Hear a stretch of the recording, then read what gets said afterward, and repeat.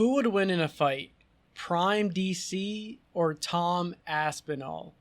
MMA questions like these are always hard to answer because there are so many factors to consider. DC was in a different era and had to deal with things that Aspinall never did. Aspinall was able to develop and learn from the mistakes of the DC era. For the most part, the athletes of today are usually better than the athletes of the past. Whenever that is not the case, that is usually not a good sign for the sport. You want athletes to continue to improve, and the lack of that usually means the sport has lost prevalence, funding, and growth. But sometimes there are athletes that are so great they can blend between multiple generations and remain at the top. DC is one of those athletes. I'm going to keep it brief, but a bit of background on DC. He started MMA late at the age of 30, came in as a wrestler with Olympic experience, where he competed in 04 and 08 and was captain in his last one. He was an NCAA All-American at Oklahoma State and carried those skills into the octagon. But as we know, DC has hands. He would excel at dirty boxing, and he had to, given his height. Nearly every fighter he faced had a reach advantage. He would have to get close with short hooks and uppercuts into clinch. A double UFC champ with wins over some of the biggest names in MMA. He only lost to the best, being Jon Jones and Stipe. Without a doubt, a GOAT. Now Tom Aspinall, a 6'5" heavyweight that moves like a middleweight and has lightning fast hands. He is known for taking the center of the octagon and piecing up his opponents. He has fast entries and quick combinations and is able to mix in takedowns to keep his opponents guessing. His first 2 wins in the UFC were in under 2 minutes. Only one of his wins in the UFC was out of the first round. He is a quick starter with a vicious finishing instinct, where if his opponent goes down, they are very unlikely to get back up. Although he is known for his striking, he has a black belt in Brazilian Jiu-Jitsu, and his father Andy Aspinall owns a BJJ gym. A fight between DC and Aspinall would be one of the most technical fights in heavyweight history. This division is not known for its technicality, but these fighters are outliers. To help with the nearly impossible task of predicting an MMA fight, I narrowed down 7 categories to break down this fight. Number 1, physicality. This category is relevant in all divisions, but is the most relevant in heavyweight since the range of weight is so large. One fighter could be 205.1 and the other 265, and it's perfectly legal. Also, the heights vary by a lot too. The tallest UFC heavyweight was 7 feet tall in Stefan Struve, and the shortest was 5'9" in Chris Barnett. The average is about 6'3" to 6'4". DC is 5'11", but many believe he's actually 5'10". He weighs in around 241 on average, so he's on the shorter end, but about average in weight, the average being 245. How about Aspinall?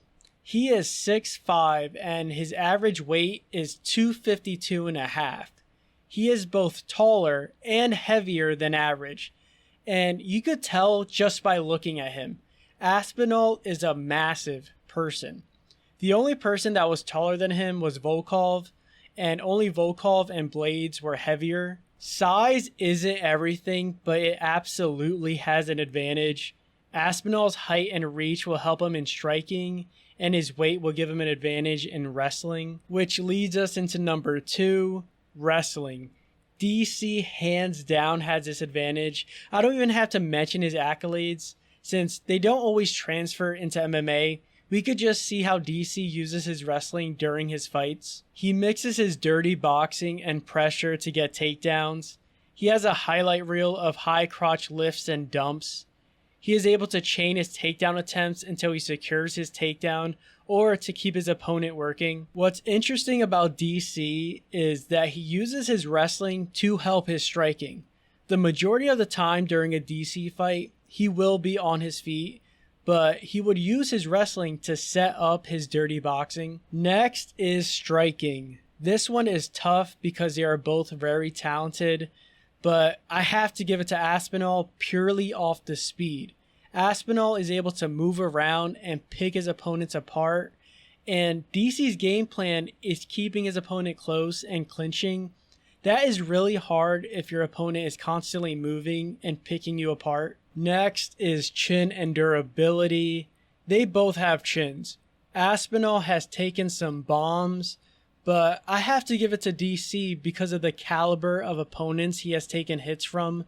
Jones, Stipe, and Rumble. Rumble nearly took DC's head off. Aspinall's chin hasn't been tested the way DC's has, so we'll give it to DC. Cardio. Aspinall has never been to the 5th round.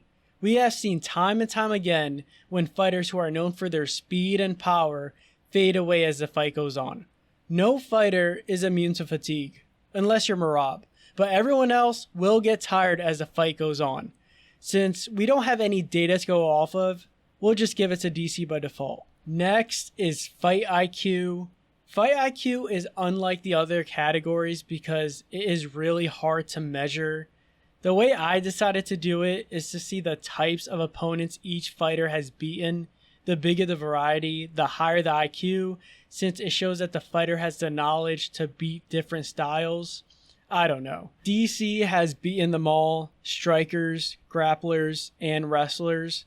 Aspinall has only been tested on the feet, where he won, but the only wrestler he has faced was Blades, and we didn't really see much because he finished him so quickly. So again, this goes to DC. Finally, submission grappling. DC has submitted a few fighters, all by rear naked choke, but if you saw how he got these submissions, it wasn't done by crafty or high level grappling. DC sort of just took the neck after pressuring his opponent. Aspinall, on the other hand, is a black belt in Brazilian Jiu-Jitsu and has shown great finishing instincts with submissions. Aspinall even has the ability to make people tap without submission holds. I'm giving this one to Aspinall. So, who do I think wins? I got DC. It's not a straightforward pick, so let me explain how I got to this. I think it's 65 to 35 DC to Aspinall. The reason I give DC the edge is because I feel like Aspinall doesn't have as many ways to win as DC. I think if Aspinall were to beat DC, it will come in one of two ways: an early knockout, being in the first round or by the middle of the second, or using his size to keep DC at a distance and win by decision. Of these two choices, they both have their own likelihood. So let's start with the one that is least likely to happen, Aspinall winning by decision. The reason I don't think this will happen is because what made DC so great is the ability to close the distance. DC has been able to close the distance with every fighter he has fought. Some made it harder than others, and sometimes when he got in there, he didn't have success, but he was always able to close the distance. So cardio aside, Aspinall dancing around for 25 minutes and jabbing DC is like a 10% likelihood. The main way Aspinall could win is knocking DC out. DC has been finished before. I could see Aspinall being too quick for him and finishing him with a TKO. I don't think he would flatline DC, but Aspinall's quick hands and finishing instinct could get him a TKO. If Aspinall were to beat DC, this method is 90% likely to be the method he beats him in. Now for DC, I think he excels where Aspinall falls short. The main one is cardio. DC is able to maintain his game plan for 25 minutes. He has been able to march forward for 5 rounds, and he does get hit on the way in, but that constant pressure is what makes his opponents break. I have seen time and time again where quick and powerful strikers fade as the fight goes on. As the fight goes on, Aspinall's likelihood to getting the finish would go down. Also, I don't think Aspinall striking is anything DC hasn't dealt with before. And to be honest, I don't think Aspinall striking would be the best DC has faced. Last one is DC's wrestling. DC would probably use his signature high crotch slam that would lead to ground and pound. Now, since Aspinall is a black belt, many people believe this would not be a good idea for DC, but I don't think that would be an issue. DC has faced submission specialists before and knows how to deal with them. And actually, I think DC getting a submission in the later rounds could happen just from him overwhelming and fatiguing Aspinall. So that's my breakdown. This breakdown relied on a big assumption that Aspinall cannot maintain his pace and cardio for 5 rounds. If we later find out that he has Marab levels of cardio, then this breakdown would look very different. Anyways, let me know what you guys think. Predicting MMA fights are pretty hard, but I think I did alright. Okay, peace.